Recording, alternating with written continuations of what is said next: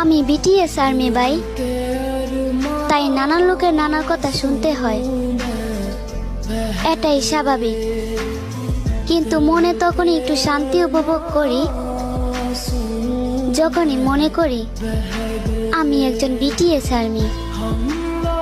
কারণ যে যুগে নারীকে তুলে নিয়ে দর্শন করা হয়, সেই যুগে আমাদের সাত রাজা হাজার হাজার নারীদের মাঝে থেকেও কাউকে টাচ করার প্রয়োজন মনে করে না। হ্যাঁ ভাই, আমরা সেই বিটিএস আর্মি যাদেরকে কেউ টাচ করলে আমাদের রাজাদের হিংসা হয়। আসলে আমি খুব গর্বিত, কারণ আমি বিটিএস আর্মি।